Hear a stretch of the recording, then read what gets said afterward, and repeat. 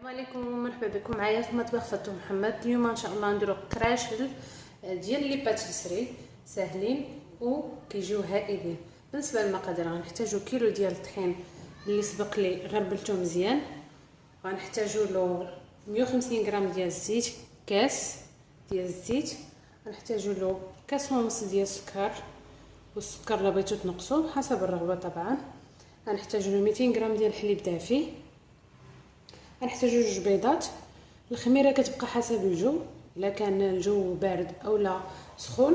مهم في كل كيلو عندنا 40 غرام ديال الخميره، جوج معالق كبار. وغنحتاجو النافع وحبه حلاوه والجنجلان. كل ما كان كميه اكثر كل ما كيجيو منسمين، غيكونوا محمرين بطبيعه الحال باش تلقوا اللوغو ديالهم. غادي نحتاج كذلك الساشي ديال الفاني، نص باكيه د الخميره د الحلوه. وهنا محسن الخبز اختياري فقط لتعزيز الدقيق باش يعطينا الوصفه هي هذيك. هادو هما المقادير، وشويه ديال الماء الا احتاجيناه على حسب طبعا الطحين واش كيشرب او لا. دوزو الطريقه. اول حاجه غنديروا البيض، السكر، الفاني، خدموهم مزيان، زيدوا عليهم الزيت.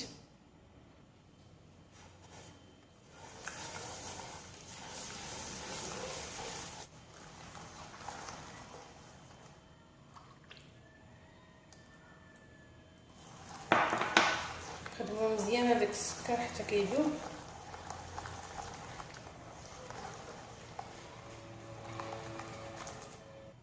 من بعد ما كيذوب لنا داكشي كناخذوا الحليب دافي كندوبوا فيه الخميره، ونزيدوا الجنجلان والنافع وحبه حلاوه، كنخلطوا هادشي كامل. الخميره ديال الحلوى ومحسن الخبز زدنا على الطحين، ونبقاو نضيفوا الطحين بالتدريج.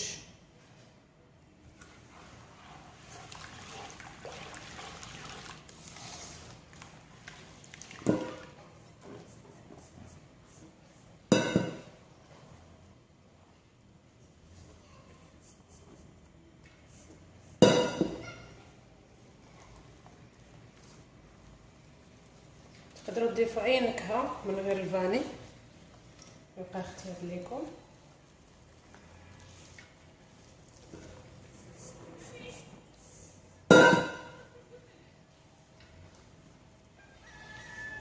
العجينه من بعد ما غادي نجمعوها غادي نخليوها تخمر، وغادي نشكلوها كويرات سواء كبارين ولا صغار.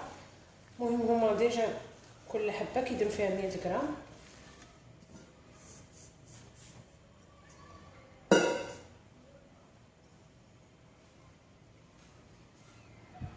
من بعد ما جمعتها خديت كاس ديال الماء دافي، زدتو على هاد العجينه، حطيتو يتدلك في العجانه، اولا دخلوا داك الكاس د الماء غير بيديكم حتى كتكملوا داك الكاس. كيولي القوام ديالها على هذا الشكل هذا، ما كتلصقش في اليد وانما رطبه. غادي نغطيها نخليها تخمر، من بعد نتلاقاو. بعد ما خمرات لنا العجينه وزنتها كل حبه 100 غرام او حسب الرغبه نتوما اللي بغيتو، واش صغيرين ولا متوسطين. غادي نكورهم دابا على هذا الشكل هذا، نحطهم يرتاحوا باش غادي نقرصهم كما كنقرصوا الخبز عادي. نديرهم صينيه مفرشه.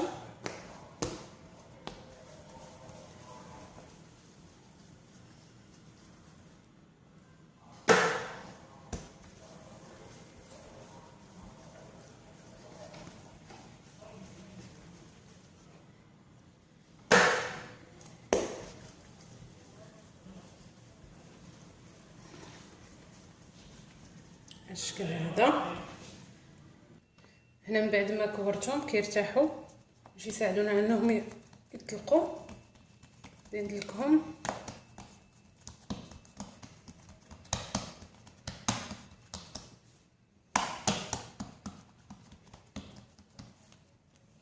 هكا، نحطهم في الصينيه حتى كنسالي هذيك الكميه اللي درت كامله.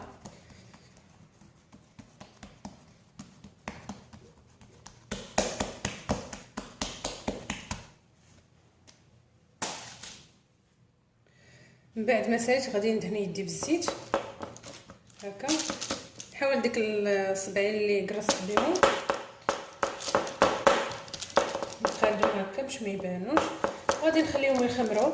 من بعد غادي ندهنهم بالبيض. البيض سواء تزيدوا عليه شويه الزيت اولا الخل اولا النسكافي اولا الحليب، تقدروا تزيدوا عليه اي حاجه. البيض تخلطوه باش كيعطيكم داك الكولور محمر. من بعد ندهنوه ونرشوه بزنجلان محمر. نتلاقاو ان شاء الله. من بعد ما خمروا وضاعف الحجم ديالهم كما كتشوفوا، غادي ندهنوهم بالبيض كاملين. انا عندي الفران سخون مزيان مزيان. ندخلوهم نطيبهم على درجه ديال 200.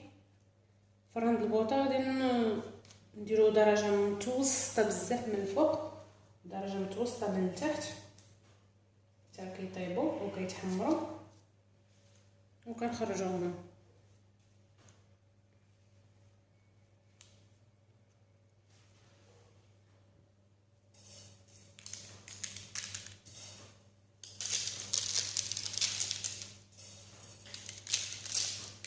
اللي ما بغاش يدير الزنجلان خليو مسامكل هكا.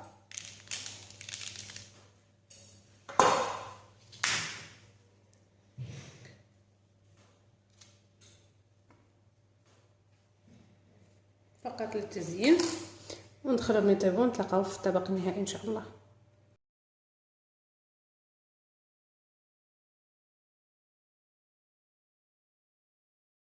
وصفات القراش الوجدات نتمنى تنال اعجابكم. دخلتهم يطيبوا في الفران سخون مزيان مده ربع ساعه حتى 20 دقيقه. كيتحمروا كيعطيو هذا اللون هذايا كما قلت لكم، كيجيو هائلين وخفافين. تقدروا تحتفظوا بهم في علبه مسدوده مزيان ديروهم في الثلاجه بصحه وراحه. اللي بغى تقسم المقادير كذلك تقسمهم. مطبخ فاطمه محمد، الى اللقاء.